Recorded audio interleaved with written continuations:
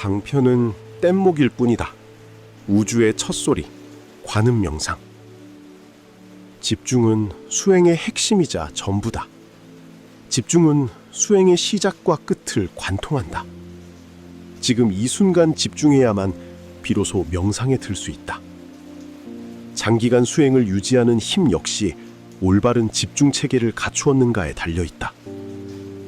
그러나 그 체계의 왜곡 여부를 스스로 판별하기는 매우 어렵다.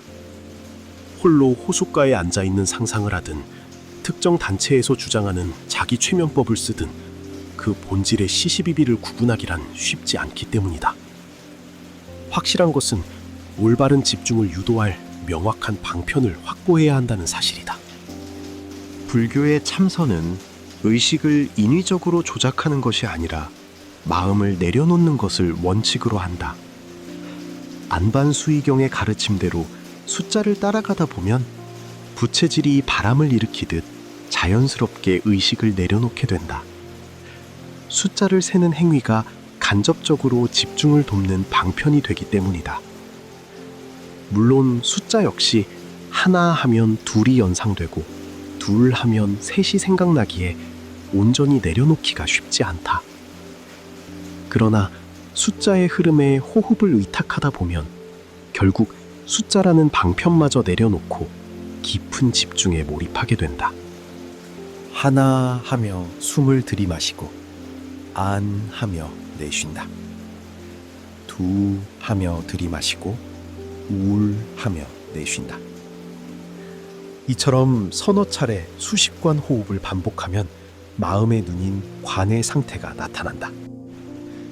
숫자를 세면서도 마음의 눈으로 내면을 주시하면 두뇌의 백회혈이 열리기 시작한다.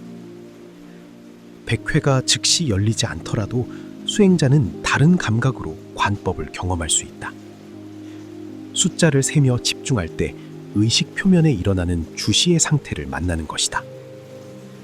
예컨대 손바닥이 짜릿하거나 뜨거워지는 느낌이 들면 그 감각에 집중하면 된다. 점차 그 감각이 두뇌의 백회로 이어지게 된다. 그러나 이는 단숨에 이루어지는 것이 아니라 오랜 정진을 거쳐야 한다. 필자의 경험으로는 10년 안팎이 걸린다. 백회가 열리면 시원한 감각이 찾아오고 이어서 카르마, 업의 정화 과정이 시작된다. 집중이 심화되는 그 순간부터 직면하는 카르마를 녹여내며 깨달음을 향해 정진하게 되는 것이다. 마음의 눈인 관법은 의식의 전면에 나타나는 현상이다. 아랫배 단전은 숨을 들이마시면서 불룩해지고 내쉬면서 홀쭉해진다. 마침내 운기가 이루어지면서 가장 먼저 손바닥으로 뜨거운 기운이 전달된다. 이러한 과정을 통해 한국 고대 명상의 기수련이 성립된다. 수식관은 숫자 자체를 관하는 것이 아니다. 숫자에 집착하면 도리어 숫자를 내려놓을 수 없다. 숫자를 놓는다는 것은 그만큼 어렵다. 그렇다면 숫자를 따라가는 자아를 성찰하는 것은 어떨까? 호흡을 유도하는 주체는 결국 자기 자신이기 때문이다. 기복적인 염불에 매달리며 막연한 기대를 품는 것보다 수식관 호흡을 통해 숫자를 징검다리 삼아 집중으로 들어가는 대체 효과가 훨씬 탁월하다. 본회의 한 회원은 수식관을 흥얼거리는 노래처럼 무심히 행하는 것이라 평했다. 숫자를 놓을 수도 잡을 수도 있는 상태, 즉 집착도 방치도 없는 중도의 상태다. 이 단계에 이르면 숫자라는 도구마저 잊고 온전한 집중에 빠져들게 된다. 이와 관련해 과거 고인이 된 정 회장이 떠오른다. 그는 필자에게 기수련을 지도받았던 인물로 부산 자갈치 시장을 무대로 활동하던 조직폭력배 20세기파의 두목이었다. 조직폭력 처벌법 위반으로 7년간 옥살이를 하기도 했다. 그는 무료한 감옥살이 중에 기수련을 터득하고자 부단히 노력했다. 수많은 기수련 지도자들이 감방을 거쳐갔으나 정작 그는 길을 전혀 느끼지 못했다. 자신의 불교적 성향 탓이라 여겼지만 진정한 기수련가를 만나고 싶다는 열망은 가라앉지 않았다. 출소 후 그에게 남은 것은 연불과 불도에 대한 갈망뿐이었다. 이후 남포동에서 성인 오락실을 운영하며 부산 칠성파와 20세기파의 배후 역할을 맡았고, 부산의 검경 중 나와 술 한잔 안 마시니가 없다고 호언장담할 만큼 영향력을 행사했다. 그는 불교 신도회장 직함을 가진 채 필자와 만났다. 신도회장은 오랫동안의 참선과 봉사로 불교계를 지원하는 자리다. 첫 만남에서 그는 "저도 길을 느낄 수 있습니까?"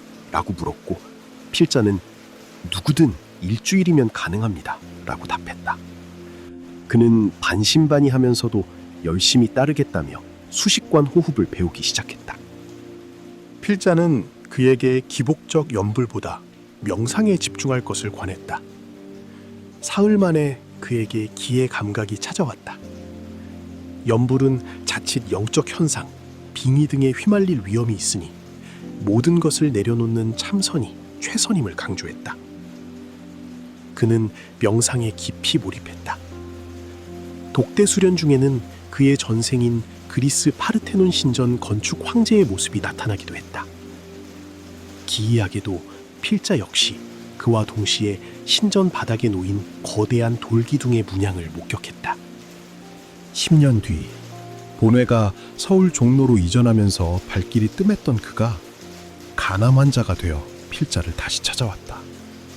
과도한 음주가 원인이었다. 권세와 재물을 잃은 그에게 건강의 소중함을 일깨우며 치료를 겸한 명상을 권유했고, 40일간의 정진 끝에 건강을 회복했다. 대학병원 재검사 결과 오진이었을 가능성이 있다는 소견까지 받았다. 은퇴 후 부산 대신동 꽃마을에 머물던 그는 필자와 동행한 회원에게 1시간에 딱 3번 호흡한다며 자신의 경지를 자랑하듯 말했다. 이에 필자는 그가 빠진 영적 오류를 엄중히 지적했다. 불교에서 말하는 하늘의 세계는 영혼의 영역입니다. 33천이라는 영계 위에 비로소 무상정등 정각, 최고의 깨달음이 들어서는 법입니다. 영혼에 집착하는 것은 귀신의 장난에 놀아나는 무속의 길과 다름없습니다. 아랫배 단전은 기가 소통하는 통로로서 운기를 도와야 하므로 호흡할 때마다 그 감각이 살아있어야 합니다. 1시간에 겨우 3번 호흡한다는 것은 수행의 진전이 아니라 영적 미혹에 빠져 생명력을 잃어가고 있다는 증거입니다.